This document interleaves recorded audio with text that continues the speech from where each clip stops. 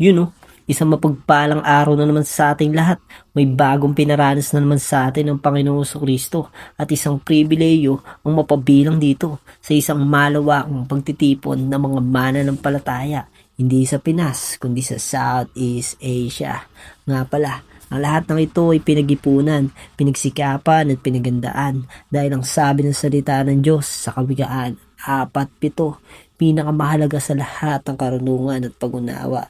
Sikapin mong magkaroon nito kahit na maubos pa ang lahat ng kayamanan mo.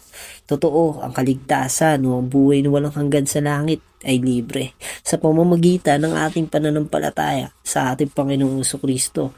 Ngunit sa pagsunod natin sa Kanya ay meron tayo mga dapat isakripisyo. Sa madaling salita, salvation is free but following Jesus is costly. Pero kung iisipin mo lang, lahat naman ng meron tayo galing sa Kanya. Nasa atin na lang kung paano natin ito gagamitin. Ito ba'y para sa kaluguran niya o ito ba'y para sa sarili ng nating kasiyahan? Grabe, para akong nasa langit, iba't ibang lahi ang nagpupuri sa Panginoong Kristo. Promise keeper, light in the darkness, my God, that is who you are.